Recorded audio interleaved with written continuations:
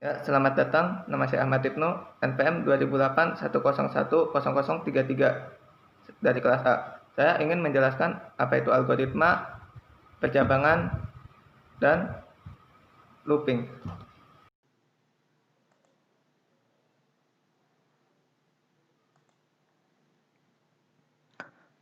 Algoritma. Algoritma adalah langkah-langkah untuk mencapai hal-hal tertentu yang dilakukan secara sistematis. Nah, jadi setiap langkah itu tidak boleh ada yang terlewat. Dan langkah-langkahnya itu harus benar sehingga tujuan dapat tercapai. Nah, algoritma ini harus bersifat logis dan tidak bersifat ambigu. Misalnya, ada sebuah instruksi di mana menyuruh melangkah. Nah, melangkah ini tidak jelas melangkah kemana, ke kanan, ke kiri, ke depan, atau ke belakang. Nah, algoritma itu harus jelas untuk mencapai tujuannya. Nah, algoritma dapat memiliki setidaknya 0 input atau lebih, sedangkan memiliki output bisa lebih dari satu. Nah, 0 input, misalnya kita mengambil sesuatu gitu, mengambil mangga misalnya. Nah, itu tidak memerlukan sebuah input, tapi kita sudah dapat mangga. Nah, sedangkan output bisa lebih dari satu. Misalnya kita punya sebuah inputan telur gitu. Nah, kita bisa mendapatkan output dari telur itu seperti telur dadar, telur gulung, atau telur ceplok, telur yang lain-lain lah. Seperti itu. Nah, kemudian penyajian algoritma. Algoritma dapat disajikan secara deskriptif, flowchart, dan juga pseudocode agar bisa dipahami. Nah, akan tetapi untuk yang deskriptif ini memiliki kelemahan, yaitu masih bisa terjadi ambiguitas dalam kalimat-kalimatnya. Sedangkan untuk yang pseudocode ini akan lebih sulit dipahami jika kita baru mengenalnya. Tapi pseudocode ini bersifat lebih universal. Nah, flowchart terdiri dari rangkaian simbol-simbol. Umumnya itu berupa gambar atau bentuk dan mempunyai alur. Nah, alur di sini digambarkan sebagai panah ya, dan itu menjelaskan sebuah algoritma. Nah, setiap flowchart itu pasti memiliki simbol yang dimana melambangkan bagaimana dia start dan kapan dia berakhir. Nah, kemudian ada pseudocode. Pseudocode atau dibilang kode semu adalah kata-kata yang disusun sehingga menyerupai kode. Nah, kodenya tapi bukan kode sesungguhnya. Sehingga dia itu bisa diaplikasikan di bahasa pemrograman manapun, tidak bergantung pada bahasa pemrograman. Nah, dia bisa diolah atau dijadikan sebuah program jika seorang programmer itu mengerti sintaks dari bahasa pemrograman yang akan digunakan. Dia bisa menggunakan pseudocode itu sebagai algoritmanya. Sebagai apa ya? Bukan algoritmanya, sebagai acuan dalam programnya. Nah, kemudian ini contohnya. Nah, misalnya cek ganjil genap. Ini adalah contoh flowchart-nya. Nah, di mana bentuk ini melambangkan kalau dia mendeklarasikan nilai X itu sebagai integer. Jajar genjang ini input dan kondisi ini dilambangkan seperti belah ketupat. Nah, bisa dilihat di sini function main itu berarti dia mulai dari sini dan end berarti program itu sudah berakhir. Kemudian ada percabangan. Percabangan digunakan ketika sebuah program memiliki dua kondisi yang dimana setiap kondisi itu mempunyai jalannya masing-masing. Misalkan jika dia ke kanan maka akan seperti apa, jika dia ke kiri akan seperti apa. Nah, yang pertama dari sebuah percabangan itu ada if else, else if. Nah, if ini akan dijalankan jika sebuah pernyataan memiliki kondisi true, maka lakukan sesuatu. Nah, else if ini jika ada kondisi lain juga yang bersifat true, maka dia akan menjalankan program yang ada di dalamnya. Nah, jika di antara semua kondisi ini tadi tidak ada yang bernilai true, maka else akan melakukan apa yang ada di dalam bodinya. Nah, saya menggunakan tugas latihan saya sebelumnya sebagai contoh dari penggunaan if else ini. Misalnya dalam sebuah program di mana menentukan kuadran. Nah, bisa dilihat seperti ini. Nah, kemudian untuk efisiensi, kita bisa menggunakan shorthand if else. Misalnya ketika ada program seperti ini. men-setting nama. Misalnya jika true, maka string dari name ini akan di-set menjadi namamu. Jika dia false, string name ini tadi akan di-set bukan namamu. Sebenarnya sama, hanya saja yang ini, bentuk ini, lebih ringkas ketimbang yang ini. Nah, kemudian ada switch case. Nah, switch case ini akan bisa digunakan ketika banyak kondisi. Sebenarnya itu mirip-mirip sama else if, tapi dia itu lebih mudah digunakan gitu. Nah, misal seperti ini penulisannya. Nah, sebenarnya jika ada kondisi yang true, dia juga bakal menjalankan sebuah kondisi yang ada di bawahnya, case-case di bawahnya gitu. Maka dari itu kita harus menambahkan kata keyword break untuk menghentikannya. Nah, contoh penggunaannya misalkan untuk mengecek apakah input itu huruf konsonan atau vokal atau bukan.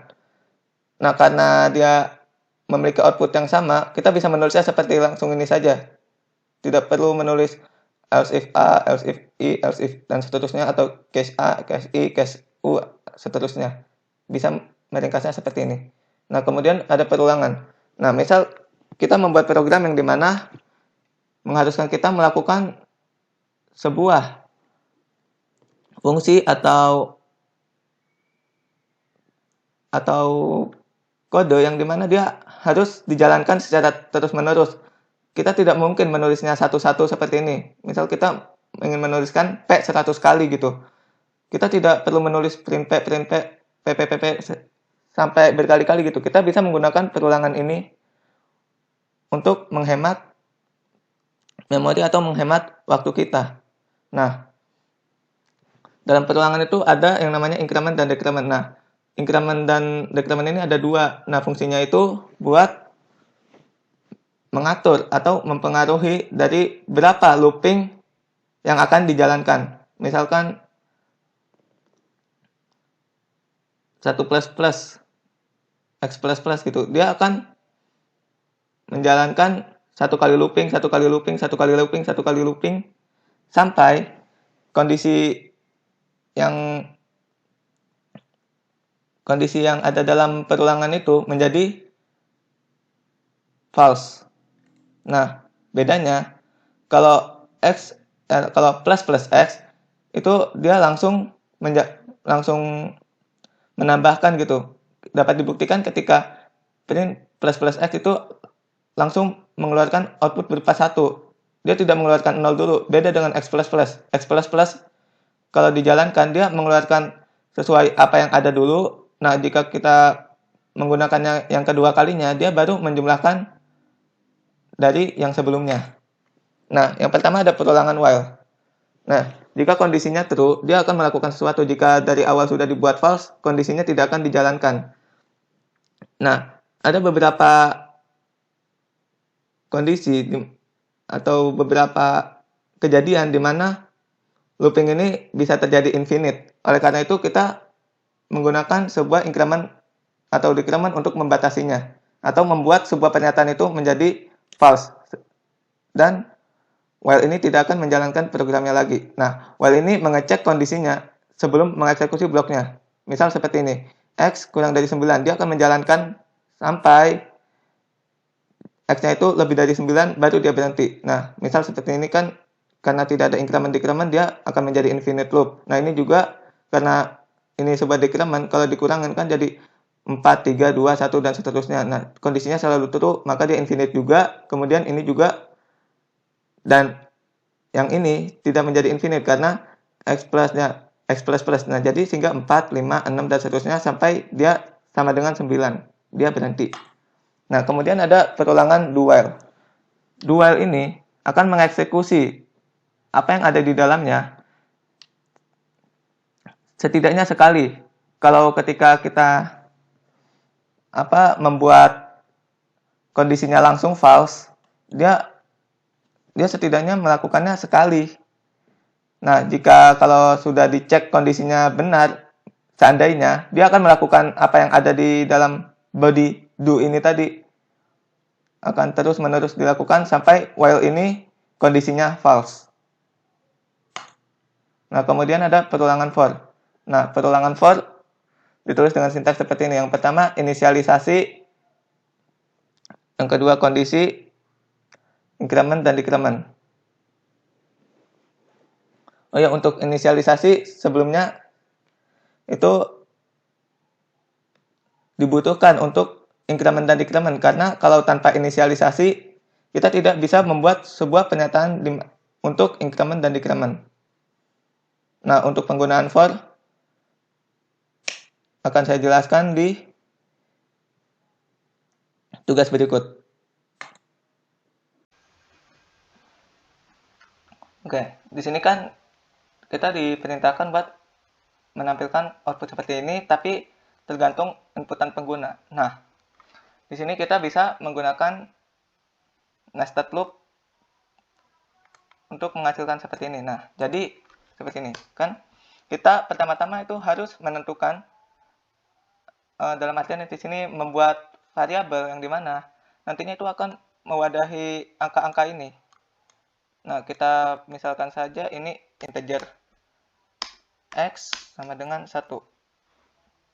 Kita mulainya dari 1 ntar. 1 kan di sini dari 1 kan. Ntar x-nya itu bakal diincrement. Nah, terus kemudian kita buat variabel yang dimana menyimpan input dari user. Kita kasih nama y. Y sama dengan, oh iya kan input user ya. Nah, terus kita di sini ya input y. Nah, kemudian kita membuat outer loop. Nah, kan sesuai yang dibilang tadi ya, jumlah inputan sesuai pengguna. Nah, jadi outer loop ini itu kan akan mempengaruhi innernya ya, apa yang ada di dalamnya gitu. Jadi kita membuat perbandingannya itu dengan input user itu tadi. Misal integer kasih nama a sama dengan kita mulai dari 1 biar gak bingung. Terus terus a itu kurang dari sama dengan input user. Terus kita incrementkan a++ echo a++. Nah, kemudian di dalamnya kita kan for integer b sama dengan 1, terus b kurang dari sama dengan. Nah, di sini kita patokannya kan seperti konsepnya ya. Kalau dia false, dia bakal berhenti loop. Jadi kita tergantungin a aja. Misalnya ketika nilai a-nya 2, dia bakal berhenti. Dia bakal ngeprint 2 baris. Ntar kita tulis si out-nya. Nah, si out ini misalkan x. Nah, ntar dia bakal nulis output x-nya itu 2 kali ntar di sini kalau misalkan a-nya sudah 2. Jadi kita gantungin ininya terhadap si a. Bandinginnya terus b-nya diincrementkan. Tunggu dulu, ada yang kurang. Oh iya.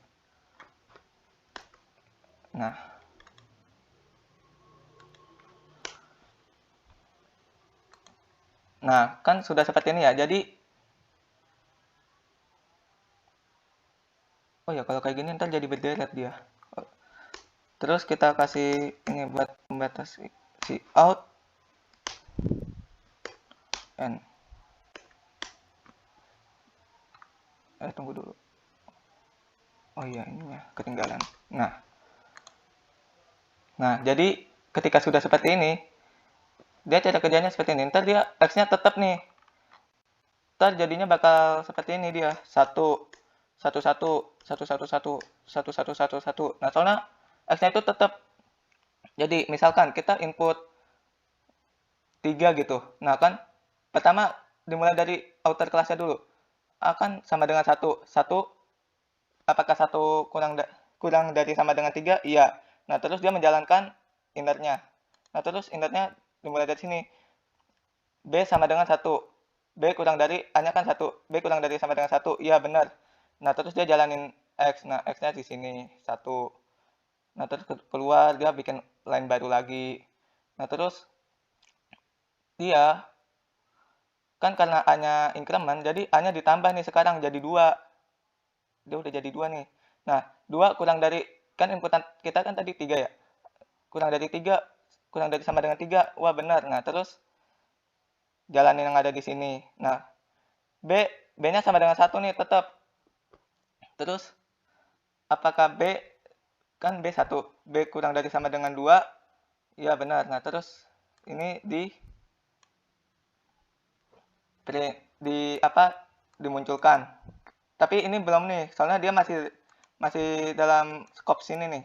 Nah, terus B-nya itu increment kan? Jadi sekarang B-nya sama dengan 2. Dia terus ini jalan lagi jadi di sini. Nah, nih. Jadi yang ini, satu yang ini. Nah, sekarang B-nya kalau ditambahin lagi kan udah jadi 3. Udah false kan? Dia berhenti, udah stop di sini. Dia keluar, bikin baris baru lagi, begitu seterusnya. Nah, karena ini begini terus kan, 1, 1, 1, 1. Nah, biar X-nya itu bertambah, kita bisa nambahin X-nya itu harus di luar gitu, biar menghasilkan output seperti ini. Nah, jika kalau X-nya ada di dalam, kalau kayak gini nih misalnya, kalau misalnya X plus-nya ditaruh sini, dia nanti baris ke sini, kolom sini nih, kolom ini. Itu bakal ngeluarin 2, terus ini 3, yang ini. Bakal begitu ntar nantinya, makanya kita X plus-nya itu kita taruh di luar for dengan integer B itu tadi, jadi X plus. Nah, seperti itu. Nah, dengan cara ini kan X-nya bakal bertambah nih, ntar 2, 2, 3, 3, 4, 4. Nah, sekitaran kodenya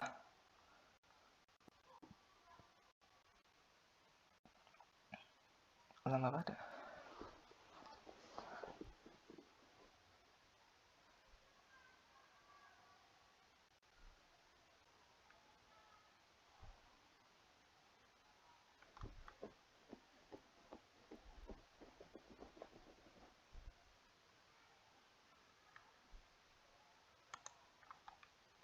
Oh iya, pantesan gak ada penandanya.